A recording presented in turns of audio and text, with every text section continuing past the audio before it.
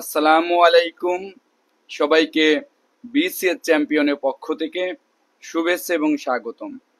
আমি Sohag Hossain, founder and CEO BCS champion. আজকে আপনাদের সাথে আলোচনা করব প্রেপোজিশন নিয়ে। এই প্রেপোজিশন এমন কোনো চাকুরি পরীক্ষা নেই যেখানে এই প্রেপোজিশন থেকে প্রশ্ন আসে না। সেটা বিসিএস 11 থেকে 20 গ্রেডের চাকরি, নন ক্যাডারের চাকরি, এনটিআরসি, ব্যাংক, প্রাইমারি, যে চাকরির পরীক্ষা হোক না কেন, এই প্রেপোজিশন থেকে অনেক অনেক বেশি প্রশ্ন আসে। আজকে আমরা এই ক্লাসটি 2 পর্বে আলোচনা করব। পর্ব 1-এ আমরা 11টি নিয়ম নিয়ে আলোচনা করব এবং পর্ব 2-এ আমরা আরো 10 থেকে 11টি নিয়ম আলোচনা করব। এই টোটাল এই মাত্র 22টা নিয়মের মাধ্যমে টোটাল প্রেপোজিশনকে আপনাদের এমন একটা জায়গায় নিয়ে আসবো যে সকল পরীক্ষাতে কমন পাবেন। আমি 5টা বিসিএস এর প্রিলিমিনারি টিকেছি 41 থেকে 46 পর্যন্ত। প্রত্যেকটা জায়গায় আমি শুধু এই 22টি নিয়ম দেখে যাই। আপনার বিশ্বাস না হলে আপনারা দেখবেন এই 22টা নিয়মের মাধ্যমে আপনারা রুলসের যে প্রিপোজিশনগুলো সেই সবগুলো কমন পাবেন। অর্থাৎ এই 22টা নিয়ম এমনই সিলেক্টেড 22টা নিয়ম যেইগুলো পড়লে আপনার রুলস পড়া যে ব্যাপারটা সেটা ক্লিয়ার হবে। পাশাপাশি আপনারা অনেক জায়গায় দেখেন প্রিপোজিশন পড়ানোর সময় আপনাদের সেখানে বিভিন্ন চার্ট, বিভিন্ন ছবি আঁকিয়ে বোঝাই। এই সব জিনিসগুলো দিন শেষে আমি অনেক দেখেছি পরীক্ষাতে যে এই শুধু দেখতেই মজা, কিন্তু পরীক্ষার হলে যে এগুলোতে ভালো পারফরমেন্স করা যায় না। এই জন্য আমরা খুব স্ট্যান্ডার্ড নিয়ম শেখাবো, খুবই স্ট্যান্ডার্ড। আপনারা আমাদের সাথে শুরু থেকে শেষ পর্যন্ত থাকলে এই প্রিপোজিশনের যে ভীতি যেটা ক্লাস 6 থেকে তৈরি হয়েছে সেটি কিন্তু দূর হয়ে যাবে। ফলে অত্যন্ত কার্যকরী একটি ক্লাস আপনাদের আজকে নিতে যাচ্ছি। আপনার ফ্রি ক্লাস ভেবে এটাকে অবজ্ঞা করবেন না। আমরা কিন্তু বিভিন্ন কোচিংয়ে আমরা দেখি শুধু জব সলিউশন করাই, জব সলিউশনে এমসিকিউ প্র্যাকটিস করাই। এসব করে দিন শেষে তেমন কোনো লাভ হয় না। কারণ একবার প্রিপোজিশন, একবার ভার্ব, একবার এইটা, একবার সেইটা, এইভাবে আপনার বিভিন্ন কিছু আসে যার ফলে একটা কনক্রিট নলেজ অর্জন করা সম্ভব হয় না। তো এই জন্য আমরা টপিক ওয়াইজ পড়াবো, প্রিপোজিশনের টপিক ওয়াইজ পড়াবো, প্রিপোজিশন ক্লিয়ার হয়ে যাবে। সমাস টপিক ওয়াইজ পড়াবো, সমাস ক্লিয়ার হয়ে যাবে। যখন যেটা ধরবো ওটা কমপ্লিটলি তার পোস্টমর্টেম করা হবে। তো প্রিয় ভাই এবং বোনেরা, আপনাদের সম্ভব হলে আপনারা লাইভটি শেয়ার করে দিন এবং একটি ব্যাপার আমাকে এনশিওর করুন, এই যে খাতা সেটি ক্লিয়ার দেখা যায় কিনা এবং সাউন্ড ক্লিয়ার আছে কিনা। যদি থাকে সবাই একটু কাইন্ডলি ওকে লিখুন, ওকে, তাহলে কিন্তু আমি ক্লাসটি 1 মিনিটের ভিতরে শুরু করে দেব। সবাই একটু কাইন্ডলি খাতাটি ক্লিয়ার দেখা যায় কিনা এবং সাউন্ড ক্লিয়ার কিনা এই ব্যাপারটা যদি ক্লিয়ার থাকে তাহলে ওকে লিখুন, ওকে, তাহলে কিন্তু আমরা শুরু করে দেব। তো দেখুন, এই যে প্রেপোজিশন, এই প্রেপোজিশন এটি একটা পার্টস অফ স্পিচ। আমরা যে টোটাল 8টি পার্টস অফ স্পিচ পড়ি তার ভিতরে প্রেপোজিশন অন্যতম। এই প্রেপোজিশন এই শব্দটির ভিতরে আমরা দেখতে পাচ্ছি এখানে দুটি অংশ রয়েছে। কয়টি অংশ? দুটি অংশ রয়েছে। একটা দেখুন, এই যে প্রি, এই প্রিটা হচ্ছে প্রিফিক্স আর পজিশন হচ্ছে এখানে মূল শব্দ। তাহলে এই প্রি বা প্রে, এটির যে অর্থ এটা আমরা সকলেই জানি, এটির অর্থ হচ্ছে পূর্বে। এটির অর্থ কি? পূর্বে। আর পজিশন মানে কি? পজিশন মানে অবস্থান। পজিশন মানে কি? অবস্থান। তাহলে প্রেপোজিশন এই শব্দটির সম্মিলিত অর্থ আসে পূর্বে অবস্থান। অর্থাৎ প্রেপোজিশন এমন একটা জিনিস যেটা পূর্বে অবস্থান করে। এখন স্বভাবতই প্রশ্ন আসে যে প্রেপোজিশন পূর্বে অবস্থান করে বুঝলাম, কার পূর্বে অবস্থান করে? এ কি বাসের পূর্বে অবস্থান করে, না সাইকেলের পূর্বে অবস্থান করে, না কার পূর্বে অবস্থান করে? যেহেতু প্রেপোজিশন নামের অর্থই পূর্বে অবস্থান, তাহলে সেই ব্যাপারটা কার পূর্বে অবস্থান করে সেই ব্যাপারটা আমাদের জানতে হবে। আর সেই ব্যাপারটা জানবো আমরা এটির ডেফিনেশনের মাধ্যমে, অর্থাৎ প্রেপোজিশনে যে সংজ্ঞায়িত করার মাধ্যমে আমরা জানবো এটি যে পূর্বে অবস্থান করে এটি কার পূর্বে অবস্থান করে। তো যেহেতু এটা একটা পার্টস অফ স্পিচ, তাই আমরা লিখব যে সকল parts of speech, parts of speech, অর্থাৎ যে সকল পার্টস অফ স্পিচ পূর্বে অবস্থান করবে কার, সেই ব্যাপারটা একটু আমরা আন্ডারলাইন করে দিচ্ছি। সেটি হচ্ছে নাউন অর প্রোনাউন, অর্থাৎ যে সকল পার্টস অফ স্পিচ নাউন বা প্রোনাউনের পূর্বে, এই যে দেখুন পূর্বে, তাহলে প্রিপোজিশন মানে পূর্বে অবস্থান। কার পূর্বে অবস্থান? হ্যাঁ হ্যাঁ, রেজাউল হক শাকিল ভাই লিখতেছে বিফোর নাউন আর প্রোনাউন, থ্যাঙ্কস। তাহলে এটা দেখুন নাউন আর প্রোনাউনের পূর্বে ব্যবহৃত হয়ে, ব্যবহৃত হয়ে, অর্থাৎ নাউন বা প্রোনাউনের পূর্বে ব্যবহৃত হয়ে বাক্যের, অর্থাৎ ওই সেন্টেন্সের বা বাক্যের অন্যান্য, বাক্যের অন্যান্য পার্টস অফ স্পিচের সাথে সম্পর্ক স্থাপন করে। পার্টস অফ স্পিচের সাথে, স্পিচ এর সাথে, সাথে সম্পর্ক স্থাপন করে, সম্পর্ক স্থাপন করে, তাকেই, তাকেই কি বলে? প্রেপোজিশন বলে, প্রেপোজিশন বলে। তাহলে আমরা কিন্তু একদম সংজ্ঞাটা তার নাম থেকে মিলিয়ে নিলাম যে প্রেপোজিশন মানে পূর্বে অবস্থান, অর্থাৎ কার পূর্বে অবস্থান? Before noun or pronoun. এবং এর ফলে কি হয়, ওই নাউন বা প্রোনাউন, অর্থাৎ যার পূর্বে, যে নাউন বা প্রোনাউন পূর্বে বসে, ওই নাউন বা প্রোনাউনটাকে বাক্যের অন্যান্য যে পার্টস অফ স্পিচ আছে তার মধ্যে একটা সম্পর্ক স্থাপন করে। অনেকে বলতে পারে প্রিপোজিশনের কাজ কি? প্রিপোজিশনের মূল যে কাজ সেটা হচ্ছে বাক্যের অর্থগুলো, যেমন বাংলায় বিভক্তি থাকে সেইগুলো যেমন একটা আরেকটা ওয়ার্ডকে বা শব্দকে বা পদকে কানেক্টেড করে, সিমিলারলি এ প্রিপোজিশন এটা নাউন বা প্রোনাউনকে অন্যান্য শব্দতে কানেক্টেড করে। এটা যদি আসলে না থাকে তাহলে ওই শব্দগুলো বিচ্ছিন্ন মনে হয়, একটা কমপ্লিট ভাব তৈরি হয় না সেখানে। যেমন যদি আমি একটা এখানে এক্সাম্পল দিই তাহলে কি হবে, আমি বলতেছি আই হিট এ স্নেক, অর্থাৎ একটা সাপকে আঘাত করলাম। কিসের মাধ্যমে একটু দেখুন, আমি এখানে লিখলাম উইথ, উইথ স্টিক, অর্থাৎ স্টিকের মাধ্যমে কিন্তু আমি আঘাত করলাম। এরপর আবার বলতেছি ইন দা মর্নিং। আচ্ছা দেখুন এটার একটা কাজ দেখুন, I hit I snake with stick, যদি আপনি এই উইথ বাদ দেন তাহলে কি হবে? I hit a snake stick, তাহলে কিন্তু মিলবে না। আমি একটি সাপ আঘাত, তাহলে এই যে লাঠির দ্বারা আঘাত, এই জন্য কিন্তু আপনার অবশ্যই দ্বারা শব্দটা আনার জন্য এখানে উইথটা ছাড়া এই স্নেকের সাথে স্টিকের কোনো সম্পর্ক স্থাপন হয় না। যখন উইথ দিই তখন এই স্টিকটা যে স্নেককে হিট করার জন্য ব্যবহার করা হয়েছে তখন সেটা ক্লিয়ার হয়। অর্থাৎ I hit a snake with stick, স্টিকের সাহায্যে। এখন দেখুন এইটা চাইলে কিন্তু আমি শেষ করে দিতে পারি এই বাক্যটাকে, বাট যখন কোনো একটা সেন্টেন্সকে বড় করতে হয় তখন কয়েকটা প্রক্রিয়া আছে, তার ভিতরে আমরা কনজাংশন দিয়ে কোনো একটা শব্দকে বড় করতে পারি, সেন্টেন্সকে বড় করতে পারি। আর সব থেকে বহুল ব্যবহার করা হয় প্রেপোজিশনকে, অর্থাৎ যদি আপনি এই বাক্যের সাথে আরো কিছু যুক্ত করতে চান, আরো কিছু কথা অ্যাড করতে চান, তাহলে কিন্তু আপনার প্রিপোজিশনের হেল্পটা আমরা সব থেকে বেশি নিই। তাহলে I hit a snake with stick এটুকু দিলেই কিন্তু শেষ হয়ে যায়। বাট কখন মেরেছেন? তখন আমি বললাম ইন দা মর্নিং, অর্থাৎ সকাল বেলায় মেরেছি। এরপর আপনি চাইলেন আরো বড় করব, আরো বড় করবে in the morning of Friday, ফ্রাইডেতে মারলেন। এরপরে কোথায় মারলেন? ইন ঢাকা, ঢাকা শহরে মারলেন। ঢাকা কোথায়? ইন বিডি, বাংলাদেশে।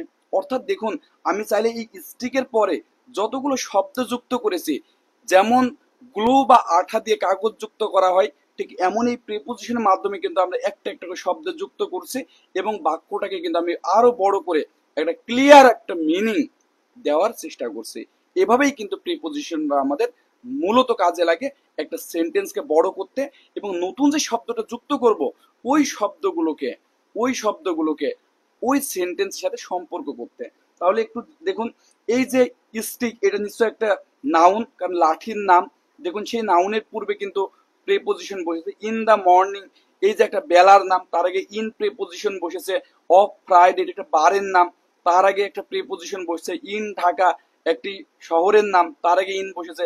ইন বাংলাদেশ একটা দেশের নাম, অর্থাৎ এগুলো কিন্তু নাউন বা প্রোনাউনের পূর্বে বসছে।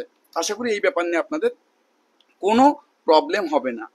তাহলে আমরা কিন্তু একদম ক্লিয়ার বলে দিয়েছি যে প্রিপোজিশন হতে হলে তারপরে অবশ্যই কোনো নাউন বা প্রোনাউন থাকবে। এখন কথা হচ্ছে আপনি এমন একটা সেন্টেন্স পাইলেন যেখানে প্রিপোজিশন আছে কিন্তু তারপরে কোনো নাউন বা প্রোনাউন নেই, তাহলে কি সেটা প্রিপোজিশন হবে? এই ব্যাপারটা বোঝার জন্য আমরা এখানে দুইটা এক্সাম্পলের অবতারণা করব। 1 নম্বর আমরা লিখতেছি যে please come in the room. একজনকে আমরা বললাম please come in the room. আবার দেখুন আরেকটি বাক্যে আমরা কিন্তু এটা প্রায়ই বলি যে প্লিজ কাম ইন। তাহলে এখানে একটু দেখুন যে ব্যাপারটা কি হবে। এখানে আমরা দেখতে পাচ্ছি যে please come in the room, please come in the room. তাহলে এখানে আমরা যে ব্যাপারটা দেখতে পাচ্ছি যে এখানে এই যে ইন যে প্রিপোজিশন, সে প্রিপোজিশনের পরে যেটি আছে সেটি কিন্তু একটা রুম, অর্থাৎ এই প্রিপোজিশনের পরে নাউন বা প্রোনাউন আছে। এই নাউনের পূর্বে কিন্তু ইন আছে, দ্যাটস ওয়াই এটা একটা প্রিপোজিশন। এখন প্লিজ আপনারা একটু কাইন্ডলি কমেন্ট করে জানান যে প্লিজ কাম ইন, এই যে ইন এটা কিন্তু আমরা ছোটকাল থেকে জানি ইনটা একটা প্রিপোজিশন, ইনটা একটা কি প্রিপোজিশন। এখন আপনারা বলুন এই ইন প্রিপোজিশনের পরে কোনো নাউন বা প্রোনাউন নেই, অর্থাৎ এই ইন এটি কোনো নাউন বা প্রোনাউনের পূর্বে বসে নেই, তাহলে এই ইন এটি কি প্রিপোজিশন হবে? এটি কি কিন্তু প্রিপোজিশন হবে না হবে না? এটি একটু আপনারা কাইন্ডলি কমেন্ট করে জানান যে প্রিপোজিশন হবে কি হবে না। এটা একটু দ্রুত আপনারা কমেন্ট করে জানান যে প্লিজ কাম ইন, এই যে ইন সেটি পরে যেহেতু কোনো নাউন বা প্রোনাউন বসেনি, অর্থাৎ প্রিপোজিশন কন্ডিশনে ছিল এটা নাউন বা প্রোনাউনের পূর্বে বসবে, বাট এখানে কোনো নাউন বা প্রোনাউন নেই, তার মানে এটি যেহেতু কোনো নাউন বা প্রোনাউনের পূর্বে বসেনি তাহলে এটা প্রিপোজিশন হবে কিনা। তাজ আল দিন ভাই বলতেছে হবে না, আর শাকিল ভাই বলতেছে হবে। এ তো কনফিউজ হয়ে গেলাম। তাহলে এখন আপনারা একটু বলুন, যেহেতু একদম ক্লিয়ারলি সংজ্ঞায় বলে দেওয়া হয়েছে যে নাউন বা প্রোনাউনের পূর্বে বসবে, বসে বাক্যের অন্যান্য পার্টস অফ স্পিচের সাথে সম্পর্ক স্থাপন করবে। এই ইন এর পরে যেহেতু কোনো নাউন বা প্রোনাউন নেই এবং এর নাউন বা প্রোনাউন পূর্বে বসেনি, দ্যাটস ওয়াই এই ইনটা কোনো কি হবে না, প্রিপোজিশন হবে না। মৌসুমী জামান মিথিলাপু বলছে হবে না, শাকিল ভাই বলছে না স্যার অ্যাডভার্ব হবে। গুড, তাহলে এটা ঠিক যে অ্যাডভার্ব হবে, তবে এর আরেকটি বিশেষ নাম রয়েছে যার নাম হচ্ছে পার্টিকেল। যার নাম কি আর্টিকেল না, সবাই একটু বানানটা দেখুন, পার্টিকেল। এই যে পার্টিকেল, তাহলে এই এই প্রিপোজিশনটা এটা অ্যাডভার্ব হবে, ঠিক আছে, বাট অপশনে অনেক সময় অ্যাডভার্ব না থেকে পার্টিকেল থাকে, এবং এটা বিসিএস এই প্রশ্নটা এসেছিল 38তম বিসিএস যে এইটা যে পার্টিকেল এবং অ্যাডভার্ব অপশনে দুইটাই ছিল। তো তখন আপনার হুবই এইটা না, বাট এই টাইপের একটা এসেছিল 38-এ, তখন কিন্তু আপনি পার্টিকেলটা ক্লিয়ারলি জানতে হবে। অর্থাৎ যেসব প্রিপোজিশনের পরে নাউন বা প্রোনাউন থাকে না, ওই প্রিপোজিশনকে পার্টিকেল বলে। Particle is one kind of adverb, অর্থাৎ এই পার্টিকেল কি এটা অ্যাডভার্ব। তাহলে আমরা পার্টিকেলের সংজ্ঞাটা লিখে দিচ্ছি। পার্টিকেল কি, তাহলে আমরা এটা লিখে দিচ্ছি যে সকল পার্টিকেল, যেটাই পার্টিকেল সেই সকল পার্টিকেল ই অ্যাডভার্ব, অর্থাৎ প্রত্যেকটা পার্টিকেলই কি অ্যাডভার্ব, কিন্তু কিন্তু সকল অ্যাডভার্ব পার্টিকেল নয়, সকল অ্যাডভার্ব পার্টিকেল নয়। আশা করি ব্যাপারটা ক্লিয়ার হয়েছে যে এইটা একটা পার্টিকেল এবং সকল পার্টিকেল একটা অ্যাডভার্ব। ফলে অপশনে যদি পার্টিকেল এবং অ্যাডভার্ব দুইটাই থাকে তাহলে আপনারা অবশ্যই পার্টিকেল দেখাবেন, আর যদি পার্টিকেল না থেকে শুধু অ্যাডভার্ব থাকে তাহলে সেটাকে আপনারা অ্যাডভার্ব দেখাবেন। আশা করি ক্লিয়ার যে পার্টিকেল, সকল পার্টিকেল অ্যাডভার্ব, অর্থাৎ প্রিপোজিশন যখন প্রিপোজিশনের মতো মানে তারপরে নাউন বা প্রোনাউন থাকে তাকে পার্টিকেল বলে, আর পার্টিকেল মানে অ্যাডভার্ব। কিন্তু যেটা জাত অ্যাডভার্ব, জন্মগতভাবে অ্যাডভার্ব, সেটি কিন্তু কখনোই কি না পার্টিকেল নয়, পার্টিকেল কি নয়। তো তাহলে এখানে ব্যাপারটা দেখুন, ব্যাপারটা কেমন হয় সেটা একটু দেখুন। যেমন এটা 38তম বিসিএস এই প্রশ্নটা এসেছে, লিখে দিলাম 38 বিসিএস। এখানে এসেছে দি সান ওয়েন্ট ডাউন, অর্থাৎ দি সান ওয়েন্ট ডাউন। এই যে ডাউন, এই ডাউন এইটা কিন্তু একটা প্রিপোজিশন, কিন্তু এইটা পরে যেহেতু কোনো নাউন বা প্রোনাউন নেই তাহলে এটা আমাদের জানা মতো প্রিপোজিশন হলেও সেটি কিন্তু এটা প্রিপোজিশন হবে না, কারণ এরপরে কিন্তু কোনো নাউন বা প্রোনাউন নেই। দ্যাটস ওয়াই এটা হবে পার্টিকেল। কি হবে? পার্টিকেল বা অ্যাডভার্ব। পার্টিকেল বা কি? অ্যাডভার্ব। আশা করি ব্যাপারটি ক্লিয়ার হয়েছে। এটুকু যদি ক্লিয়ার হন, প্লিজ আপনারা সবাই একটু ক্লিয়ার লিখুন, তাহলে আমরা একদম ব্যবহারে চলে যাব। সরাসরি আমরা প্রিপোজিশনের যে ব্যক্তিগত যে ব্যবহার, সেই ব্যবহারে কি চলে যাব, সবাই একটু ক্লিয়ার লিখুন যে হ্যাঁ ভাই, যতটুকু আলোচনা করা হয়েছে ততটুকু আমরা ক্লিয়ার হতে পেরেছি। নেক্সট, অর্থাৎ আমরা পরে যাই।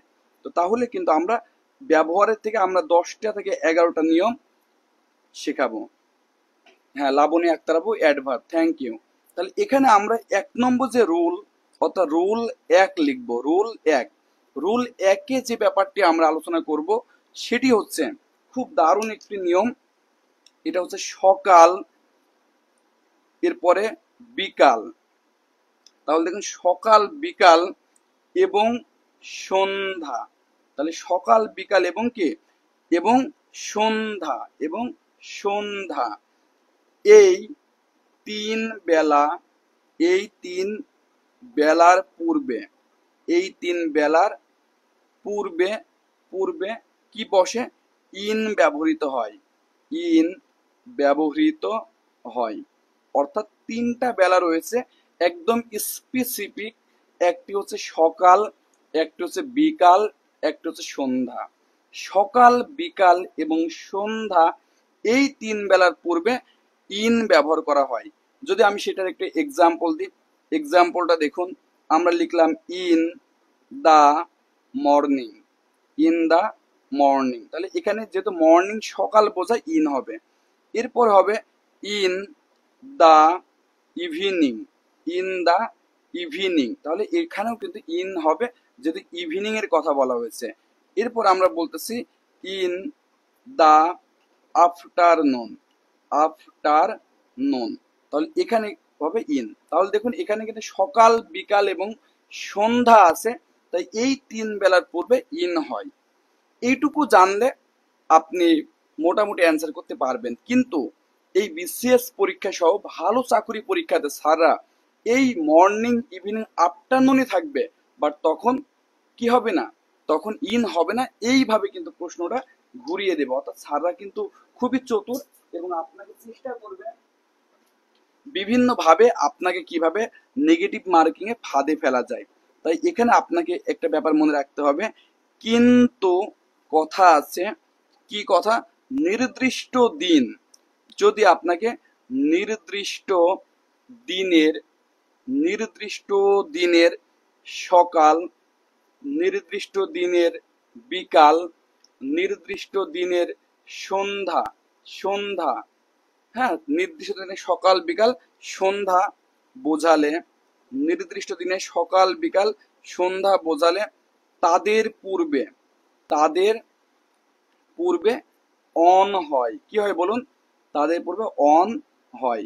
এইটা একটু ভালো করে দেখুন যে ঠিক আছে, সকাল, বিকাল, সন্ধ্যা যদি নর্মালি বোঝায় তাহলে কিন্তু ইন হবে, কিন্তু যদি একটা নির্দিষ্ট দিনের সকাল, বিকাল এবং সন্ধ্যা বোঝায় তাহলে তাদের পূর্বে অন হয়। কি হয় বলুন? অন হয়। যেমন এখানে যদি একটা এক্সাম্পল লিখি, দেখুন, I want to meet you, মানে আমি তোমার সাথে মিট করতে চাই, dash the evening, of Friday. তাহলে এখানে একটু বলুন তো কি হবে? সকলে একটু অ্যান্সারটা এখানে বলুন কি হবে। I want to meet you, আমি তোমার সাথে মিট করতে চাই, ড্যাশ দা ইভিনিং আছে, অফ ফ্রাইডে। তাহলে এখানে একটু কমেন্ট করে জানেন কি হবে। শাকিল ভাই বলতেছে অন হবে, তখন কি বলতেছে? অন হবে। তো গুড। তাহলে এখানে আরো 2-1 জন বলুন কি হবে। তাহলে এখানেও দেখুন ইভিনিং আছে, তাজাল দিন ভাই বলতেছে অন হবে। গুড। যেহেতু এখানে ইভিনিং আছে, ঠিক আছে, বাট এটা কিন্তু নির্দিষ্ট দিনে বলেছে, অর্থাৎ ফ্রাইডের ইভিনিং এ, অর্থাৎ ওই ইভিনিংটা ফিক্স করে দিয়েছে, নির্দিষ্ট করে দিয়েছে। দ্যাটস ওয়াই এখানে অন হবে, on the evening of Friday. হ্যাঁ, ইমু ভাই, তারপরে শেখর চন্দ্র বর্মন দাদা বলতেছে অন, গুড, সকলের উত্তর হয়েছে। এই বেলাগুলো বাদেও কিন্তু আরো অনেক বেলা রয়েছে, সকাল বিকাল সন্ধ্যা, আমরা গান শুনেছি তুমি আমার প্রথম সকাল, আরো কি কি যেন আছে। তো এখানে কিন্তু আরো বেলা আছে, সেই বেলাগুলো একটু এই পেজে লিখে সেই বেলাগুলো একটু দেখুন। যদি এমন বলে যে কিন্তু, আরো কিন্তু আছে, কিন্তু অন্যান্য বেলার, কিন্তু অন্যান্য আচ্ছা অন্যান্য সকল বেলার পূর্বে, অর্থাৎ এই তিনটি বেলা বাদে অন্যান্য সকল বেলার আগে বা পূর্বে কি বসে বলুন, অ্যাট বসে, অ্যাট বসে। তাহলে কিন্তু বেলা দেখলেন যে ইন বসতে পারে, নির্দিষ্ট দিন বললে কি হবে, নির্দিষ্ট দিন বললে আপনার সেখানে অন হবে, নির্দিষ্ট দিনে সকাল বিকেল এবং সন্ধ্যা বোঝালে, এবং অন্যান্য সকল বেলার আগে অ্যাট বসে, অ্যাট বসে। কথা কি বোঝা গেছে? তো তাহলে এখানে যে ব্যাপারটা আমরা বলতেছি সেটা একটু খুব ভালো করে বোঝার চেষ্টা করুন। সেই বেলাগুলো কি হতে পারে, যেমন কিছু কিছু বেলার নাম আমি লিখে দিচ্ছি। যেমন বলতেছে অ্যাট, অ্যাট, এটা কি, ডন, DAWN। এই ডন মানে আসলে ভোরবেলা বোঝায়, ভোর বা উষা লগ্নে, কথাটা আমরা বলি না, ভোর বা উষা। তাহলে এই ডন, তার আগে কিন্তু কি হবে, এখানে অ্যাট হবে। এরপর দেখুন অ্যাট ডাস্ক, DUSK, এই ডাস্ক মানে কি, ডাস্ক মানে গোধূলি। এই যে গোধূলি অর্থাৎ সন্ধ্যা যখন নেমে যায়, ওই যে সময়টা আপনার সূর্য হলুদ আকার ধারণ করে, সেই সময়টা কিন্তু গোধূলি বলে, তাকে ইংরেজিতে ডাস্ক বলে। তাহলে অ্যাট ডাস্ক হতে পারে। এরপরে হতে পারে অ্যাট নুন হতে পারে। এরপরে হতে পারে অ্যাট মিড নাইট হতে পারে, অর্থাৎ গভীর নাইট হতে পারে। অ্যাট নর্মাল নাইটও হতে পারে, নাইট। আপনারা অনেকগুলো লিখেছেন, সবাইকে ধন্যবাদ। যেমন শাকিল ভাই লিখেছে অ্যাট নাইট, অ্যাট নুন, সবুজ ভাই, হ্যাঁ হ্যাঁ। অর্থাৎ এই তিনটা বেলা বাদে অন্যান্য বেলার আগে অ্যাট বসে। আশা করি রুল 1 আপনাদের ক্লিয়ার হয়েছে। রুল 1 যদি ক্লিয়ার হয়ে যায়, চলুন আমরা রুল 2 নিয়ে আলোচনা করব। অর্থাৎ এখন আমরা আলোচনা করব রুল 2 নিয়ে। এই 2 নম্বর যে রুল, সেটি খুব সহজ নিয়ম। এটি আমরা বলতেছি যে ঘড়ির, ঘড়ির নির্দিষ্ট সময়, ঘড়ির নির্দিষ্ট সময়ের আগে অ্যাট বসে, সময়ের আগে, আগে অ্যাট বসে। অর্থাৎ ঘড়ির নির্দিষ্ট সময়ের আগে অ্যাট বসে। যদি একদম নির্দিষ্ট করে দেয় ঘড়ির সময়, তাহলে হবে অ্যাট, কি হবে, অ্যাট হবে। যেমন দেখুন এখানে আমরা যদি কিছু এক্সাম্পল লিখি যে অ্যাট, অ্যাট 6 o'clock, তাহলে এই যে 6 o'clock বলতে 6টা বোঝায়, এইটি একদম ফিক্সড টাইম 6টা। এরপর দেখুন আপনাকে এটা বলতে পারে অ্যাট 5:00 PM, অর্থাৎ 5টা বলতে কিন্তু আমরা এই পোস্ট মেরিডিয়ান PM ব্যবহার করি, অর্থাৎ এই যে 5 PM।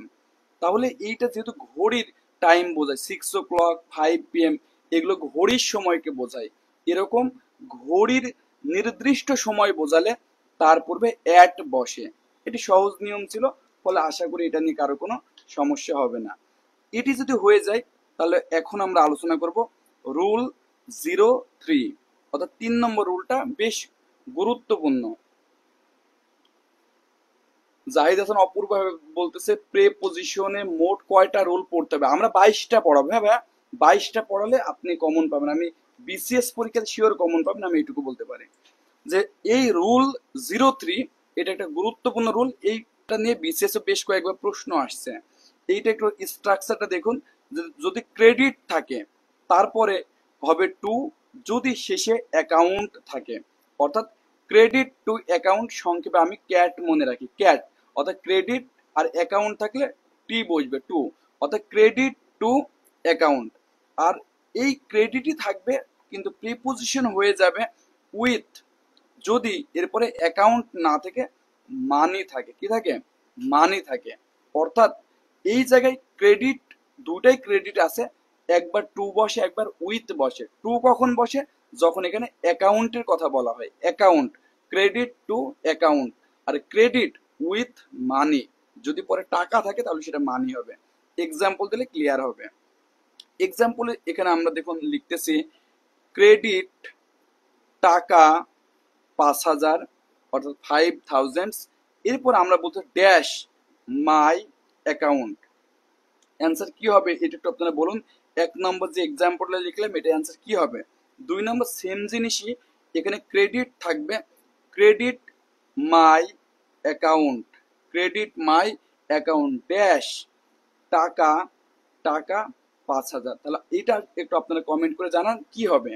দেখুন দুটাই ক্রেডিট আছে, ক্রেডিট টাকা 5,000 বা 5,000 ড্যাশ মাই অ্যাকাউন্ট। আমরা বলেছি ক্রেডিটের পর যদি অ্যাকাউন্ট থাকে, শেষে অ্যাকাউন্ট থাকে, তাহলে এখানে প্রিপোজিশন হিসেবে কি বসবে? হ্যাঁ হ্যাঁ, এই যে তাজাল দিন, তারপরে মোল্লা হালিম ভাই, শাকিল ভাই এবং অপূর্ব ভাই বলতে টু হবে প্রথমটা। গুড, তাহলে এটা হবে টু, কারণ এই যে ক্রেডিট টু অ্যাকাউন্ট, ক্রেডিট। এরপরে এটা অনেকে লিখেছেন, শাকিল ভাই, অপূর্ব ভাই সহ অনেকে লিখেছেন, এখানে উইথ হবে, অর্থাৎ ক্রেডিট মাই অ্যাকাউন্ট উইথ, এই যে দেখুন মানি, টাকার অঙ্কটা যদি পরে থাকে তাহলে এখানে কি হবে? উইথ হবে। তাহলে আমরা এই নিয়মটা বিসিএস সহ ভালো চাকরির জন্য অত্যন্ত গুরুত্বপূর্ণ। ক্রেডিট টু অ্যাকাউন্ট হবে, অর্থাৎ টু বসবে যদি পরে অ্যাকাউন্ট থাকে, উইথ বসবে যদি পরে মানি থাকে। লাবণী আপু, তারপরে উমাইয়া আপু, তারপরে হচ্ছে যে সবুজ ভাই, সালমা আক্তার আপু এবং মিথিলা আপু সকলেই উইথ বলেছেন। আপনার সকলের অ্যান্সার 100% সঠিক হয়েছে। এইটা যদি ক্লিয়ার হয়ে যায় আপনারা ক্লিয়ার লিখুন। এখন আমি যে 4 নম্বর নিয়মটা লিখবো, এই রুলটা পাশে ভিভিআই দিয়ে রাখুন, অর্থাৎ এটি অত্যন্ত একটি গুরুত্বপূর্ণ রুল। রুল 4 আমরা কিন্তু সবকিছু লিখে দিই, লিখে লিখে একেবারে আপনার একটা নোট আকার দিয়ে দিই। এইটা আপনি খাতায় যদি ক্লিয়ার করে নোটটা লিখে রাখতে পারেন, পরীক্ষার আগে শুধু এটা রিভাইজ করে দেবেন। বড় বড় এনসাইক্লোপিডিয়া দেখতে ভালো মনে হয়, পড়া সম্ভব, কিন্তু কোনো মানুষের পক্ষে এত বড় বই মুখস্থ রাখা সম্ভব না। অনেক ইংরেজি গ্রামার আছে যেটা কোরআন শরীফের থেকে বড়। এটা কোরআন শরীফ পড়লে ইহকাল পরকাল সব পার হয়ে যাওয়া যাবে। আর এই একটা মোটা গ্রামার বই, এটা কোনোভাবেই মুখস্থ করা সম্ভব নয়, এবং এটা ওইভাবে জানাও সম্ভব না, অনেক কঠিন। তাই আমরা একেবারেই যারা বলেন সাজেশন ধর্মী পড়ালেখা, আমরা সেটাই করাবো, তবে কোনো কিছু বাদ দেব না, সবগুলো এর ভিতরে আলোচনা করব। রুল 4টা দেখুন, খুব দারুণ একটি রুল। আমরা বলতেছি উপরের বস্তুটি, অর্থাৎ উপরে যে বস্তুটি আছে সেই বস্তুটি নিচের বস্তুর সাথে, নিচের বস্তুর সাথে, অর্থাৎ উপরের বস্তুটি নিচের বস্তুটির সাথে, এখানে একটা দারুণ শব্দ, সেটা স্পর্শ, অর্থাৎ উপরের বস্তুটি নিচের বস্তুটির সাথে স্পর্শ করে, স্পর্শ করে অবস্থান করলে, স্পর্শ করে অবস্থান করলে। হ্যাঁ মিথিলা আপু, ক্লাস রেকর্ড থাকবে ইনশাআল্লাহ। তাহলে দেখুন স্পর্শ করে অবস্থান করলে, করলে কি হবে? অন, অন, অন বসে, অর্থাৎ উপরের বস্তুটা যদি নিচের বস্তুটার সাথে স্পর্শ করে অবস্থান করলে অন বসে। কিন্তু, কিন্তু উপরে যে বস্তুটি আছে, অর্থাৎ উপরের বস্তুটি, বস্তুটি নিচের বস্তুকে, নিচের বস্তুকে কভার করলে, কভার করলে অভার হয়। কত মজা, কভার করলে অভার হয়। তাহলে স্পর্শ করে থাকলে অন হবে, আর উপরে যে বস্তুটি আছে সেটা নিচে, তার নিচে যে বস্তুটি আছে তাকে কভার করলে অভার হয়। তাহলে কত মজা, কভার করলে কি হবে? অভার হবে। এক্সাম্পল দিলে ব্যাপারটা ক্লিয়ার হবে। আমি অনেকগুলো এক্সাম্পল দেব যেন আপনাদের সহজ হয়, আপনারা নিজেরাই অ্যান্সার করবেন। দেখুন আমি এখানে বলতেছি যে দেয়ার ইজ এ ব্রিজ, অর্থাৎ এখানে একটা ব্রিজ আছে, ড্যাশ দা রিভার, অর্থাৎ এখানে কি হবে, এটা অ্যান্সারটা একটু লিখুন, যে অ্যান্সারটা একটু লিখুন। হ্যাঁ, তো তাহলে আমরা দেখতে পাচ্ছি there is a bridge dash the river, এটা একটা। 2 নম্বর একটা এক্সাম্পল লিখতেছি, she has, she has an umbrella, she has an umbrella dash her head, তার মাথার উপর একটা আমব্রেলা আছে। এটা আপনারা অ্যান্সার করুন। 3 নম্বর আমরা বলতেছি there is a book dash the table বা টেবিল। এরপর 4 নম্বর একটা এক্সাম্পল লিখতেছি আই স দেখেছিলাম সাম পলিটিক্যাল পলিটিক্যাল পোস্টার কিছু পলিটিক্যাল পোস্টার দেখেছিলাম ড্যাশ দা ওয়াল। তাহলে এখন আপনাদের অ্যান্সারগুলো আমি নেব, একটু নাম্বার লিখে দিন তাহলে অ্যান্সারটা নিতে সহজ হবে। যেমন আফরোজা ইসলাম বলছে 1 নম্বর ওভার হবে, there is a bridge over the river. Good, আপনার অ্যান্সার সঠিক হয়েছে 1 নাম্বার। কারণ এই যে একটা ব্রিজ, সেটা যদি এইটা যদি একটা নদী হয়, এর দুই প্রান্তকে কিন্তু কভার করে এখানে কিন্তু সেই ব্রিজটা কিন্তু কে তৈরি করা হয়। অর্থাৎ এই ব্রিজটা কিন্তু এই পুরো নদীর এক প্রান্ত থেকে আরেক প্রান্তকে কভার করে, আর কভার করলে কি হবে, ওভার হবে। তাহলে 1 নম্বর যারা ওভার বলেছেন তাদের অ্যান্সার সঠিক হয়েছে। সালমা আপু বলছেন 1 নম্বর ওভার, সবুজ ভাই বলতেছে 3 নম্বর 1 হবে। আচ্ছা 2 নম্বরটা দেখি, she has an umbrella dash her head. এখন এটা একটু দেখুন যে she has an umbrella dash her head, মাথার উপরে যখন ছাতা থাকে তখন কি আমরা এই মাথা থেকে ছাতাকে গুতা মারি না, এই ছাতাটা কিন্তু পুরো মাথাটাকে কভার করে রাখে, পুরো মাথাটাকে ঢেকে রাখে, কিন্তু সরাসরি স্পর্শ করে রাখে না। দ্যাটস ওয়াই এই ছাতা মাথাকে কভার করলে করে, আর কভার করলে ওভার হয়। ফলে যারা যারা ওভার লিখেছেন, যেমন হাবিব ভাই, মিথিলা আপু অনেকেই লিখেছেন ওভার, শাকিল ভাই, সকলের অ্যান্সার সঠিক হয়েছে। এরপরে there is a book dash the table, অর্থাৎ বই বা এই পেজটা কিন্তু এই টেবিলকে একেবারে স্পর্শ করে আছে, গায়ে গা লেগে আছে। তো এইভাবে যদি স্পর্শ করে থাকে তাহলে অন হবে, এটা সকলের হয়েছে। 4 নম্বর সালমা আপু বলতেছে অন, বাকিরা দেখি 4 নম্বর কি লেখেন, I saw some political poster dash the wall. তাহলে এখানেও 4 নম্বর অনেকে অন লিখেছেন, সকলের উত্তর সঠিক হয়েছে। কারণ কোন একটা পোস্টার যখন আঠা দিয়ে লাগানো হয় তখন কিন্তু ওই পোস্টার ওই দেয়ালের সাথে লেগে থাকে, স্পর্শ করে থাকে, দ্যাটস ওয়াই এই পোস্টারটা কিন্তু অন হবে, কি হবে, অন হবে। তাহলে যারা যারা প্রথম দুটো ওভার এবং পরের দুটো অন দিয়েছেন সকলের অ্যান্সার 100% সঠিক হয়েছে। খুবই ভালো অ্যান্সার করেছেন আপনারা, সবাইকে ধন্যবাদ। এইটা যদি ক্লিয়ার হয়ে যায়, চলুন এখন আমরা রুল 5 নিয়ে আলোচনা করব। অর্থাৎ রুল 05, এটি অত্যন্ত গুরুত্বপূর্ণ একটি রুল। এটার পাশেও একটু ভিভিআই লিখে রাখুন, কারণ এটাও বিসিএস পরীক্ষাতে এই প্রশ্নটা এসেছিল। এখানে শুধু প্রেপোজিশন জানলে হবে না, আপনার কমন সেন্স আছে কিনা সেই কমন সেন্সের সঠিকভাবে অ্যাপ্লাই করতে হবে। তো এই রুলটা একটু দেখুন, খুব দারুণ একটি রুল। আমরা বলতেছি সুনির্দিষ্ট, দেখুন সুনির্দিষ্ট, সুনির্দিষ্ট সময় বোঝাতে, একদম স্পেসিফিক টাইম, একদম জিস্ট টাইম, এরকম যদি হয় তাহলে অন টাইম, অন টাইম বসে বা অন বসে, হ্যাঁ, বা অন টাইম হয়। অর্থাৎ সুনির্দিষ্ট সময় বোঝাতে অন টাইম বসে বা অন টাইম হয়, এবং এবং সুনির্দিষ্ট সুনির্দিষ্ট সময়ের সময়ের কিছু আগে, অর্থাৎ একদম যে সময় সেই সময় না, তার কিছু আগে বোঝাতে, কিছু আগে বোঝাতে বোঝাতে ইন টাইম হয়। কি হয় বলুন, ইন টাইম হয়। তার মানে একেবারে সুনির্দিষ্ট বা স্পেসিফিক টাইম সেটি বোঝালে অন টাইম বসে, এবং সুনির্দিষ্ট সময়ের কিছু আগে বোঝাতে ইন টাইম বসে। তাহলে খুব ভালো করে এই 1 নম্বর একটা আমি কোশ্চিন লিখতেছি, এটার অ্যান্সার করা আপনারা চেষ্টা করবেন একদম খুব ভালোভাবে। আমরা এই অ্যান্সারটা দিচ্ছি এইভাবে, দি ড্রাইভার, অর্থাৎ একটা ড্রাইভার ছিল, সে স্টপড, অর্থাৎ তার গাড়িকে বন্ধ করেছিল, his car, stopped his car dash time, dash time to avoid, to avoid accident, to avoid accident. এইটার অ্যান্সারটা একটু আপনারা লিখুন তো কি হবে এটা পড়ে, যে সুনির্দিষ্ট সময় বোঝাতে অন টাইম বসে, সুনির্দিষ্ট সময়ের কিছু আগে বোঝাতে ইন টাইম বসে। এই কনসেপ্টকে কাজে লাগিয়ে এইটা বলুন, the driver stopped his car dash time to avoid accident. আমি ততক্ষণ আরেকটা এক্সাম্পল লিখে নিই, আপনারা ততক্ষণ এটা অ্যান্সার করুন।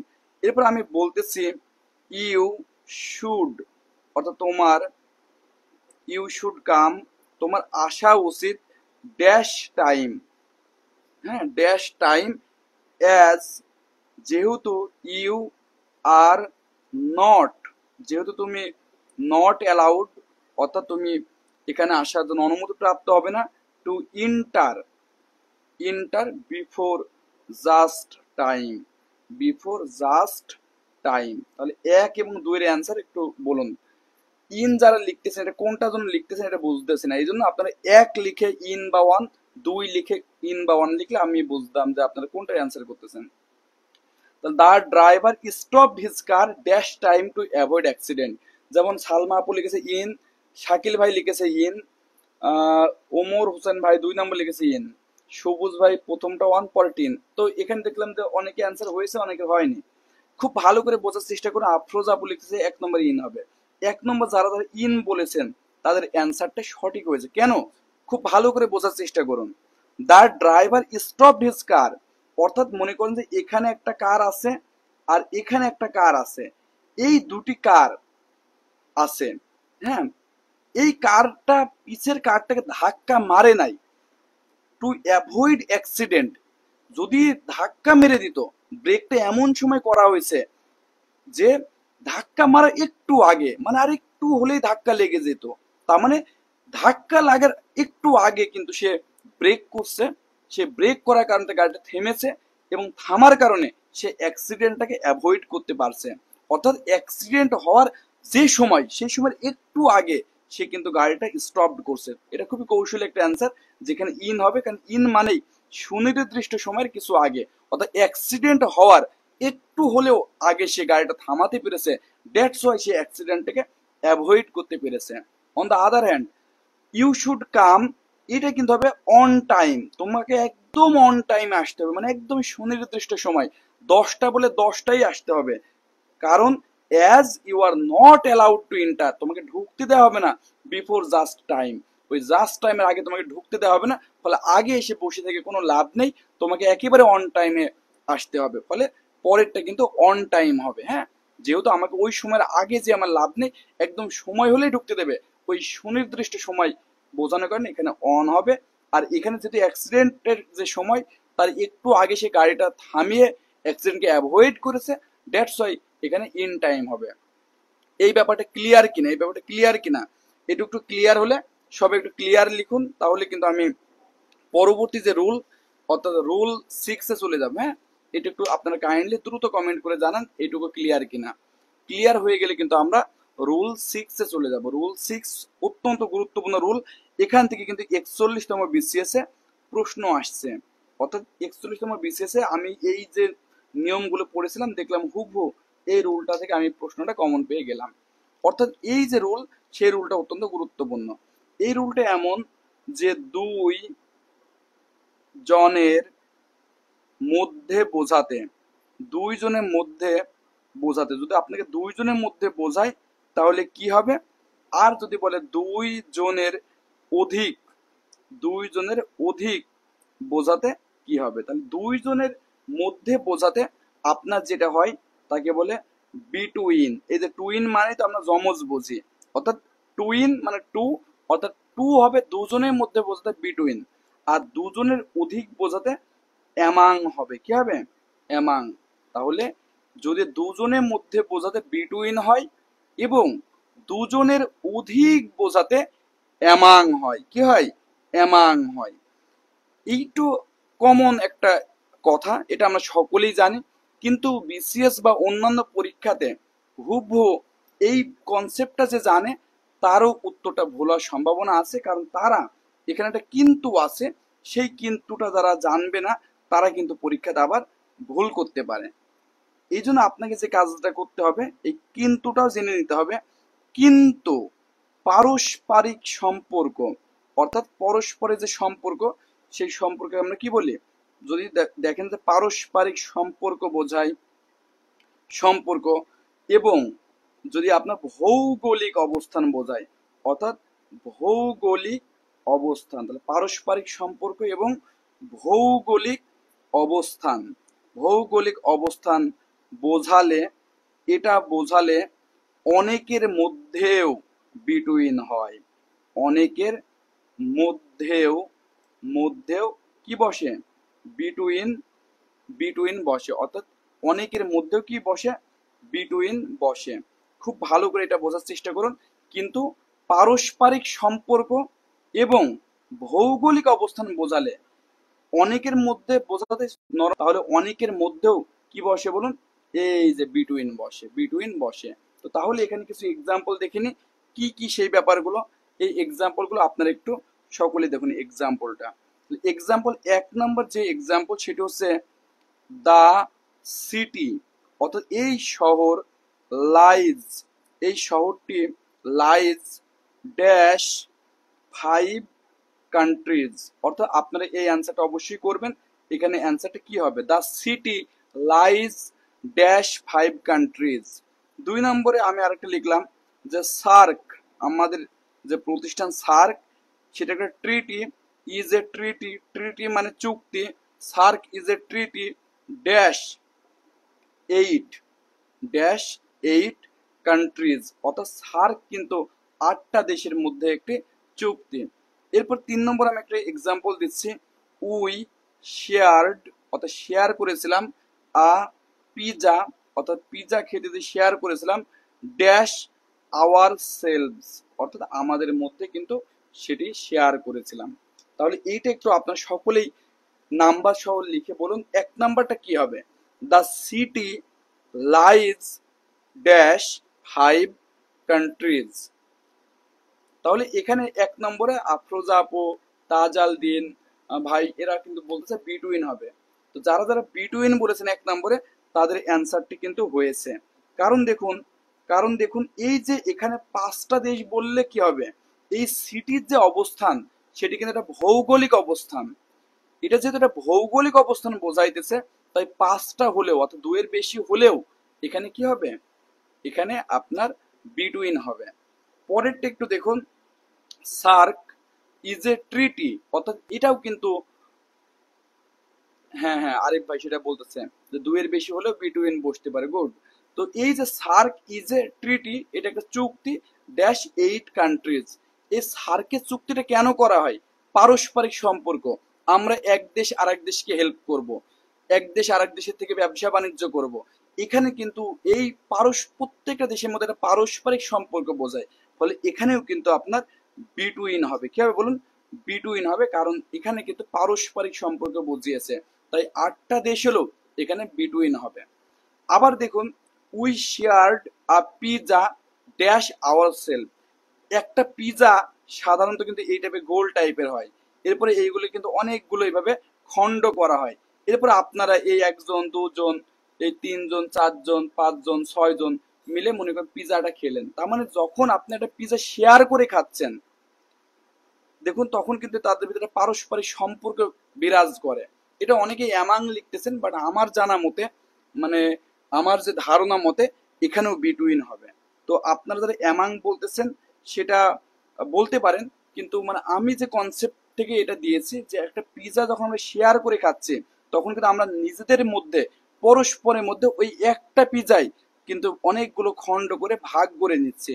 এই অনেকগুলো খণ্ড করে ভাগ করার ফলে আমাদের ভিতরে এখানে পারস্পরিক সম্পর্ক যে ব্যাপারটি সেটাকে ফুটিয়ে তোলার চেষ্টা করেছি, আর এই পারস্পরিক সম্পর্ক বোঝানোর কারণে এখানেও বিটুইন হবে। তাহলে আশা করি আপনারা রুল 6 ক্লিয়ার হয়েছেন। রুল 6 যদি ক্লিয়ার হন, তাহলে এখন আমরা আলোচনা করব রুল রুল 7 নিয়ে। রুল 7 খুব দারুণ একটি নিয়ম, এটি নিয়ে কিন্তু অনেকবার পরীক্ষাতে প্রশ্ন এসেছে রুল 7 নিয়ে, এবং এটা আপনারা অনেকেই জানেন। তারপর আমরা এটাকে একেবারে ক্লিয়ার কনসেপ্ট দেওয়ার জন্য আমরা রুল 7 আলোচনা করব। এটিও একটি খুবই গুরুত্বপূর্ণ একটি নিয়ম। এই রুল 7 এটা আলোচনা করার জন্য একটু দেখুন কি লিখতেছি, খুব মনোযোগ দিয়ে দেখুন। বলতেছি কোনো কিছু অর্থাৎ দিয়ে কোনো কিছু দিয়ে আঘাত করা, এই আঘাত করার ফলে যেখানে, অর্থাৎ আঘাত আপনি যেখানে করলেন, যেখানে মারাত্মক, অর্থাৎ আপনি আঘাত করার ফলে মারাত্মক প্রভাব প্রভাব পড়তে পারে। অর্থাৎ কোনো কিছুতে যেখানে আঘাত করলেন, সেই আঘাত করার ফলে মারাত্মক প্রভাব পড়তে পারে বোঝাতে, মারাত্মক প্রভাব পড়তে পারে বোঝাতে উইথ বসে, উইথ বসে, অর্থাৎ মারাত্মক প্রভাব যদি পড়ে তাহলে উইথ বসে। এখন মনে করেন আপনি মারলেন কিন্তু সেখানে মারাত্মক প্রভাব পড়লো না, অর্থাৎ মারাত্মক প্রভাব না পড়লে, অর্থাৎ পড়লে উইথ, আর না পড়লে কি বসে, বাই বসে, বাই বসে। তাহলে নিয়মটা খুবই সহজ। আপনি কোনো কিছুতে আঘাত করলেন, সে আঘাতের ফলে সেখানে যদি মারাত্মক প্রভাব পড়ে, তার যদি ক্ষতি হয় এবং তার যদি জীবন নাশের সম্ভাবনা থাকে, তাহলে কিন্তু সেখানে উইথ হবে। দেখুন উইথ শব্দটা বড়, এটি দিয়ে মনে রাখতে পারবেন যে এতগুলো শব্দ দিয়ে কাউকে মারলে সেখানে মারাত্মক প্রভাব পড়বে। বাই শব্দটা ছোট, মানে এখানে কিন্তু যদি যে আঘাত সেটি মারাত্মক হবে না। ফলে আপনারা নিজেরা এখন এক্সাম্পল গুলো বলুন যে এক্সাম্পল গুলো কি হবে, অ্যান্সারটা কি হবে।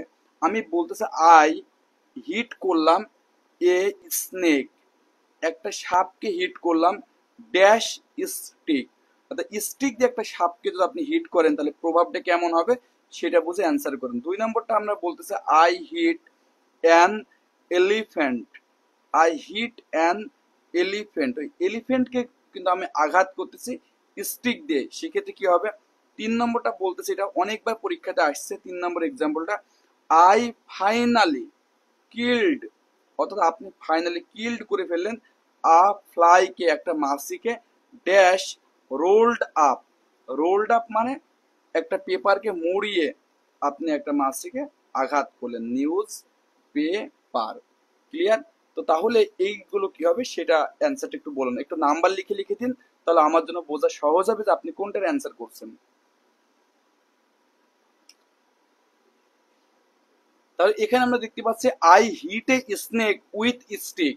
এখন একটু আপনি বলুন তো, তাজাল দিন ভাই 3টায় অ্যান্সার করে ফেলেছেন, হাবিবুর রহমান ভাই 3টায় অ্যান্সার করেছেন এবং সকলে অ্যান্সার দেখতেছি খুব ভালো হচ্ছে, গুড। তাহলে আই হিট এ স্নেক, তাহলে এখানে কিন্তু উইথ হবে, কারণ যদি আপনি একটা লাঠি দিয়ে একটা স্টিক দিয়ে একটা সাপকে আঘাত করেন, ওই সাপ মারা যাবে, মারাত্মক প্রভাব পড়বে, দ্যাটস ওয়াই এখানে কিন্তু উইথ হবে। পরে দেখুন I hit an elephant dash stick, একটা এলিফ্যান্ট যত বড় যদি আপনি লাঠিতে বাড়ান তাহলে হয়তো সে মারা যেতে পারে, বাট সম্ভাবনা খুব কম, কারণ হাতিকে 2-4-5টা 20-25টা যদি হাতির পায়ে বা কোথাও যদি লাঠি দিয়ে মারা হয় হাতির কিচ্ছু হবে না, দ্যাটস ওয়াই তার সেখানে মারাত্মক প্রভাব পড়বে না, তাই এখানে বাই হবে।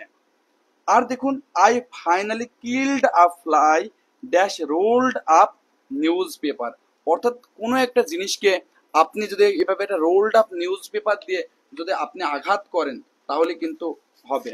এই পেপারটা নর্মালি থাকলে যা হবে, বাট এইটাকে যদি আপনি এভাবে রোল্ড করে নেন, এইভাবে ভাঁজ করে একটা মাছিকে যদি এইভাবে যদি জোরে আঘাত করেন তাহলে কিন্তু ওই মাছিটা মারা যাবে, অবশ্যই মারা যাবে।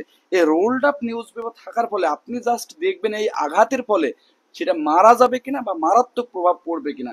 এখানে যেহেতু মারাত্মক প্রভাব পড়বে তাই হবে with ruled up news paper.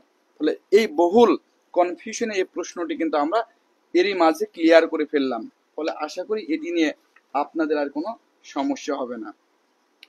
এইটা যদি ক্লিয়ার হয়ে যায় তাহলে আপনারা একটু ক্লিয়ার লিখুন, আমরা পরের রুলে চলে যাব, অর্থাৎ রুল কত হবে, রুল 8-এ আমরা চলে যাব। রুল 8 এটা অত্যন্ত গুরুত্বপূর্ণ একটি রুল, এই রুলগুলো কিন্তু আমাদের অনেকেরই কনফিউজ হয়ে যায়। এখন কিন্তু আমরা রুল 8 নিয়ে আলোচনা করব।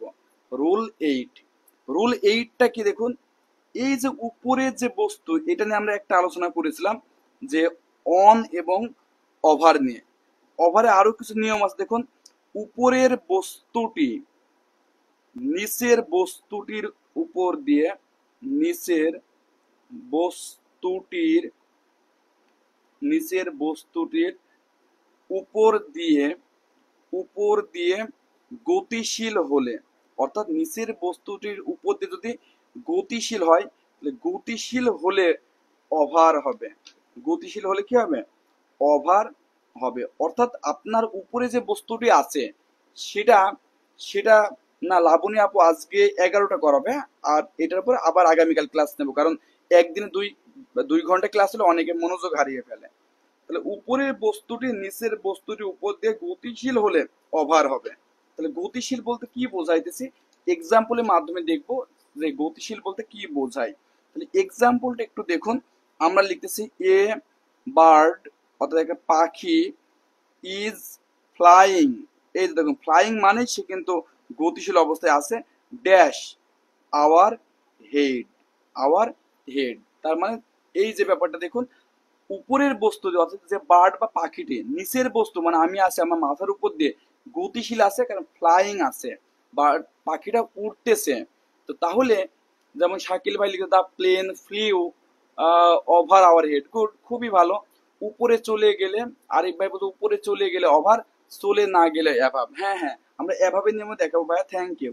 তাহলে এ বার্ড ইজ ফ্লাইং, এখানে তাহলে দেখলাম ওভার, যেহেতু গতিশীল আছে তাই ওভার আওয়ার হেড। তো তাহলে যেহেতু অ্যাভাবের কথা চলে আসলো, তো চলুন আমরা অ্যাভাবের নিয়মটা লিখে ফেলি। রুল 8-এ আমরা অ্যাভাবের নিয়মটি পড়ব।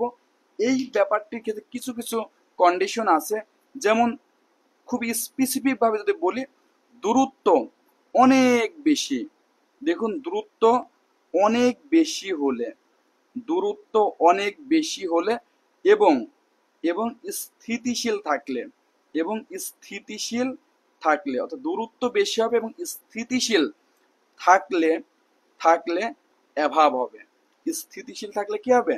অ্যাভাব হবে। অর্থাৎ দূরত্ব বেশি এবং স্থিতিশীল, তাহলে কি হবে?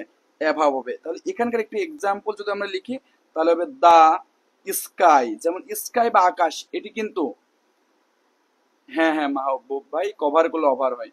তো এইটা দেখুন, দা স্কাই, এই যে স্কাই যেটা আছে এটা কিন্তু অনেক উপরে আছে এবং স্থিতিশীল আছে, তাই এটি কিন্তু আওয়ার হেড, অর্থাৎ এটিও মাথার উপরে আছে, পাখিও মাথার উপরে আছে। পাখি বেশি দূরে থাকে না এবং মুভেবল থাকে, রানিং থাকে, গতিশীল থাকে, তাই এই ব্যাপারটা আমরা এটা দেখলাম। ও আচ্ছা, রোল 9। তো তাহলে এখানে আমরা যে ব্যাপারটা দেখলাম, এখানে অ্যাভাব হবে, যেহেতু আকাশ অনেক উপরে থাকে, তখন দূরত্ব অনেক বেশি এবং স্থিতিশীল আছে, স্থিতিশীল আছে। এখন দূরত্ব বেশি না হয়ে যদি স্থিতিশীল হয়, তাহলে কি হবে এটা একটু দেখুন। যদি দূরত্ব বেশি না কিন্তু স্থিতিশীল, তাহলে কি হবে? রুল 10, এটা দেখলে ব্যাপারটা আমরা ক্লিয়ার হব, যে রুল 10-এর এই ব্যাপারটা দেখলে আমরা কি হব? ক্লিয়ার হব। সেই রুলটা একটু দেখুন। আমরা বলতেছি যে দূরত্ব আগে বলছিলাম অনেক বেশি, এখন বলতে দূরত্ব কাছাকাছি, দূরত্বকে কাছাকাছি এবং এবং স্থিতিশীল। দূরত্ব কাছাকাছি হয়ে যদি আবার স্থিতিশীল হয়, স্থিতিশীল হলে ওভার হবে। এখানে কিন্তু ওভার হবে, দূরত্ব কাছাকাছি এবং স্থিতিশীল হলে ওভার হবে।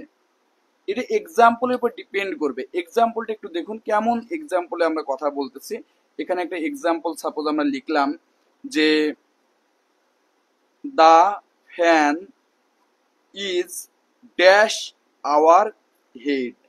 দেখুন এটা একটা এক্সাম্পল। আবার 2 নম্বর একটা এক্সাম্পল লিখতেছি, দা রুফ, অর্থাৎ ছাদ, is dash our head, dash our head. এই দুটো একটু বলুন তো। শাকিল ভাই বলতো the roof is over our head, good, খুবই ভালো। তো তাহলে দেখুন এই দুটাও কিন্তু ফ্যান, অনেকে বলবে ফ্যানে পাখা করে, কিন্তু ফ্যান যেখানে হ্যাং করা হয় সেখান থেকে কিন্তু একবার আপনার রুম, একবার আপনার বাবার রুম, একবার বাইরে, এইভাবে তো আর ঘুরতেছে না। ফ্যানের হ্যাংয়ের যে ব্যাপারটা সেটা কিন্তু আপনার ঠিকই আছে। তো এই জন্য ফ্যানটা যেখানে ফিক্স করে রাখা হয়, ফিক্স করে রাখা হয়, সেই ব্যাপারটা যেহেতু বেশি দূরে না মাথা থেকে, দূরত্ব কাছাকাছি এবং স্থিতিশীল, তাই এখানেও কিন্তু আপনার ওভার হবে, ফ্যানের ক্ষেত্রে ওভার হবে। আবার মাথার যে ছাদ সেটি কিন্তু বেশি দূরে নয় এবং স্থিতিশীল আছে, তাহলে এখানেও কিন্তু কি ওভার হবে। তাহলে এই দুটো অ্যান্সার, যারা ওভার লিখেছেন সকলের অ্যান্সার সঠিক হয়েছে। তো খুবই ভালো অ্যান্সার করেছেন আপনারা, আপনাদের দেখে তো ভালো লাগলো। ফলে আরেকটা নিয়ম দেখিয়ে দিই, রুল 11 যেটা, সেটাও একটু দেখুন। এটাও কিন্তু একটা দারুণ নিয়ম। এটা সিঙ্গেল একটি নিয়ম, বাট এটিও অত্যন্ত ইম্পর্টেন্ট। এই এক্সাম্পলটা এমন যে লিড লিড বাই উইথ নয়, মানে এটা আমি সংক্ষেপে বলে মজা পাই তো এইভাবে বলি যে লিড বাই উইথ নয়, লিড বাই উইথ নয়। তো লিড বাই মানে কি, লিড জিনিসটা কি, এই যে লাইট, LIGHT, লাইট মানে আলো, এটা কিন্তু নাউন, এটা একটা কি নাউন। এই লাইটের ভার্ব যে ফর্ম তাকে আসলে লিড বলে। কি বলে, লিড, LIT, লিড। এই লিডের পরে প্রিপোজিশন বাই বসে, উইথ বসে না, অর্থাৎ এই জন্য আমরা বলছি লিড বাই উইথ নয়। তাহলে এখানে এই টাইপের একটা এক্সাম্পল আমি দেখাই দিচ্ছি, অর্থাৎ লিডের পরে বাই বসে, সহজ কথা। এখানে আমরা বলছি দা ভিলেজ, অর্থাৎ একটা ভিলেজ আছে, সেটা is, the village is lead dash electricity, electricity, অর্থাৎ এই ভিলেজটি কিন্তু বিদ্যুতের দ্বারা আলোকিত। হ্যাঁ, আলোকিত। তাহলে এইখানে একটু বলুন তো এই লিডে পরে কি বসবে? হ্যাঁ, আরিফ ভাই দারুণ লিখেছে, our house is lead by electricity. Arif ভাই আপনি একটা জিনিস লিখেছিলেন, দেখলাম যে ঢাকার আগে অ্যাটের কথা বলতেছেন। আমরা কিন্তু এটা পড়েছি ছোটকালে যে যদি দুইটা স্থান থাকে তার ভিতর অপেক্ষাকৃত বড়টার আগে ইন এবং ছোটটার আগে অ্যাড বসে। বাট মডার্ন অনেকগুলো গ্রামারে, যেমন advance functional English, Mohiuddin Kashim sir সহ আরো বেশ কিছু বই, এখানে যা তারা ইন্ডিকেট করতেছে বা বলতেছে এখন থানা শহর পর্যন্ত সবগুলোর আগে ইন দিলে বেশি ভালো হয়। এই জন্য আমরা আসলে ইন দিয়েছি, এবং ইন ঢাকা, ইন বাংলাদেশ এটাই কিন্তু বেশি প্রচলিত, যেহেতু দুটাই বড় স্থান। অর্থাৎ থানা শহর পর্যন্ত আপনি যদি ঢাকার ভিতরে বলেন ইন তেজগাঁও, এটা একটা থানা, তাও কিন্তু হবে। অর্থাৎ থানা শহর পর্যন্ত এখন ইন ব্যবহার করার নিয়ম আছে, এই জন্য এটা দিয়েছে। আর আপনি আরেকটা কথা বলেছিলেন যে অন ফ্রাইডে, তো এখানে যেহেতু আমরা অন ইভিনিং, আর শুধু ফ্রাইডে থাকলে আমরা আবার অন দিতাম, কারণ ওটা একটা নির্দিষ্ট দিনের কথা বোঝাইতেছে। তো যেহেতু এখানে আমরা অন ইভিনিং, তো এটা কার ইভিনিং? ফ্রাইডের ইভিনিং। এই ফ্রাইডের ইভিনিং বলতে আসলে মানে ফ্রাইডের এই যে র এর এই অর্থ আনার জন্য, অর্থাৎ আমি শুক্রবারের সন্ধ্যায় যাব, এই বারের শব্দ আনার জন্য অফ ফ্রাইডে, হ্যাঁ, অন ইভিনিং অফ ফ্রাইডে, অর্থাৎ ফ্রাইডের ইভিনিং। আর যদি শুধু ফ্রাইডে থাকে তাহলে অন দিতাম। তাহলে আশা করি এটা ক্লিয়ার। যেহেতু আপনারা খুব ভালো পারফরমেন্স করতেছেন, তাই আমি ভাবছিলাম 11টা দিয়ে শেষ করে দেব, তো আরেকটা দিয়ে শেষ করি, অর্থাৎ আরেকটা এক্সাম্পল, যেহেতু আপনারা সকলেই আছেন তাই আর একটা এক্সাম্পল ভাবতেছি দিয়ে শেষ করে দেব। এই এক্সাম্পলটা খুব দারুণ একটি এক্সাম্পল, সেই এক্সাম্পলটা দিয়ে একটু শেষ করতে চাই। সেটি হচ্ছে আপনার ওভারের যে নিয়মটি আছে এবং বাইরে একটা নিয়ম আছে, এটা পরীক্ষাতে খুবই আসে, অর্থাৎ এই রুল 12 এটা দিয়ে আজকে শেষ করে দেব। তাহলে চলুন আলোচনা করি রুল রুল 12। এই যে রুল 12 বা রুল 12, তো তাহলে এই রুল 12 এর ক্ষেত্রে আসলে আমরা কি আলোচনা করব সেটা একটু দেখুন। এটি খুব দারুণ একটি নিয়ম, তাই খুব মনোযোগ সহকারে আপনারা একটু দেখেন। 1 নম্বর যে ব্যাপারটা নিয়ে আলোচনা করবে এখানে, সেটা ওভার। ওভারের পরে যদি ডিটারমিনার থাকে, কি থাকে বলুন? ডিটারমিনার। ডিটারমিনার মানে আমরা জানি তিনটা ডিটারমিনার আছে, প্রি, পোস্ট এবং সেন্ট্রাল ডিটারমিনার। সেগুলো নিয়ে আমরা ডিটারমিনার নিয়ে একটা আলাদা ক্লাস নেব। আপাতত সহজ সহজ কিছু ডিটারমিনার দেখব। এই ওভারের পর যদি ডিটারমিনার থাকে এবং তারপরে যদি ফোন থাকতে পারে, টেলিফোন থাকে, ফোন টেলিফোন থাকতে পারে, অথবা রেডিও থাকতে পারে, অথবা টিভি থাকতে পারে, যাই থাকুক না কেন এটা থাকতে পারে। 2 নম্বর হবে এখানে ওভার না হয়ে এখানে বাই হবে। বাই হবে যদি এখানে নো ডিটারমিনার, অর্থাৎ কোনো ডিটারমিনার না থাকে, প্লাস এই যে এইটা, অর্থাৎ ফোন টেলিফোন রেডিও বা টিভি। অর্থাৎ ওভার এবং বাই কখন হবে? যখন এই ফোন টেলিফোনের আগে কোনো ডিটারমিনার থাকবে তাহলে প্রিপোজিশন ওভার হবে। ফোন টেলিফোনের আগে যদি কোনো ডিটারমিনার না থাকে তাহলে প্রিপোজিশন হিসেবে বাই বসবে। আমি অনেকগুলো এক্সাম্পল লিখবো, আপনারা একে একে নাম্বার সহ সেগুলো অ্যান্সার করার চেষ্টা করবেন। 1 নম্বর আমরা লিখতেছি যে নওরিন, এই নওরিন উইল ডিসকাস, অর্থাৎ নওরিন কিন্তু ডিসকাস করবে দা ইস্যু, কোন একটা ইস্যু নিয়ে, কোন একটা বিষয় নিয়ে। কার সাথে আলোচনা করবে? উইথ নাসির, নাসিরের সাথে আলোচনা করবে ড্যাশ টেলিফোন, টেলিফোন। এটা একটা ব্যাপার। 2 নম্বর সেম জিনিস, মনে করেন যে আপনার এই নওরিনই আছে, এরপরে উইল ডিসকাস উইথ নাসির, হ্যাঁ, উইথ নাসির। এরপর আমরা এখানে বলতেছি যে এইভাবে আমরা বলতেছি বাই দা ফোন। এই ক্ষেত্রে কি হবে, এরপর 3 নম্বর একটা জিনিস বলতেছি উই হিয়ার্ড, অর্থাৎ আমরা শুনলাম, উই উই হ্যাভ হবে, we have heard the news, অর্থাৎ আমরা নিউজটি শুনেছিলাম ড্যাশ আওয়ার রেডিও। এইগুলোর একটু অ্যান্সারটা বলুন। আচ্ছা, শাকিল ভাই বলতেছে 1 নম্বর অন হবে, তো তাহলে দেখি অন হয় কিনা। অন তো বলি নাই, হ্যাঁ, আমি বলছি ওভার আর বায়ের কথা। অনের একটা নিয়ম আছে, বাট অন এই জায়গায় হবে না শাকিল ভাই। 1 নম্বরটা একটু দেখুন, Nowrin will discuss the issue with Nasir telephone. যেহেতু এখানে আমরা দেখতেছি টেলিফোন, রেডিও, টিভি, এইগুলোর আগে তো কোনো ডিটারমিনার না থাকে, তাহলে সেটা বাই হবে। কি হবে? বাই হবে। যেহেতু এখানে আপনি দেখতে পাচ্ছেন Nowrin will discuss the issue with Nasir, এই টেলিফোনের আগে কোনো ডিটারমিনার বা কিছুই নেই, শুধু টেলিফোন আছে, তাহলে এখানে হবে বাই টেলিফোন, অর্থাৎ নাসিরের সাথে বাই টেলিফোনে কথা বলবে। প্রথমটা বাই টেলিফোন হবে, কারণ নো ডিটারমিনার, মানে কোনো ডিটারমিনার নেই এই ফোন বা টেলিফোনের আগে। পরেরটা দেখুন, Nowrin will discuss the issue with Nasir. এই যে ফোন, ফোনের আগে এই যে ডি, এটা কিন্তু একটা সেন্ট্রাল ডিটারমিনার। এই ডি কি? একটা সেন্ট্রাল ডিটারমিনার। সকল আর্টিকেল কিন্তু সেন্ট্রাল ডিটারমিনার, যেহেতু ডিটারমিনার রয়েছে এখানে, তাই এই এখানে তখন আপনার ওভার হবে। দেখুন, over plus determiner plus phone, অর্থাৎ ফোনের আগে ডিটারমিনার আছে তাই ওভার হবে, অর্থাৎ নাসির ওভার দা ফোন। পরেরটা 3 নম্বরটা সবাই একটু অ্যান্সার করুন তো। 3 নম্বরটা একটু অ্যান্সার করুন। We have heard the news dash our radio, dash our radio. Shakil ভাই বলছে ওভার, হাবিবুর রহমান ভাই বলছে ওভার।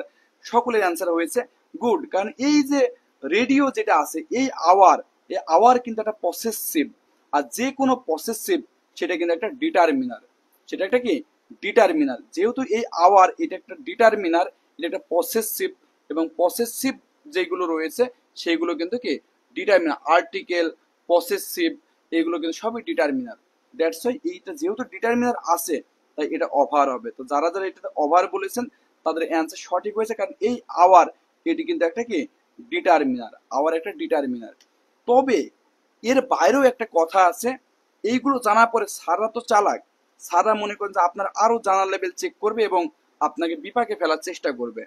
এখানে যে ব্যাপারটা আপনি মনে রাখবেন যে কিন্তু কিন্তু ফোনে ব্যস্ত থাকা বোঝাতে, ফোনে ফোনে বিজি বা ব্যস্ত থাকা বোঝাতে, ফোনে ব্যস্ত থাকা বোঝাতে অন বসে, কিন্তু ফোনে ব্যস্ত থাকা বোঝাতে অন বসে। অর্থাৎ আপনি নর্মাল কোনো কথা না, আপনি সারাদিন ফোন চালান, ফোন টিপে টিপে ফোনের স্ক্রিন গুলো মনে করেন যে আপনার নষ্ট করে ফেলতেছেন, এইভাবে চরম ব্যস্ত থাকতেছেন, এরকম বিজি থাকা বোঝাতে আসলে কি বসে?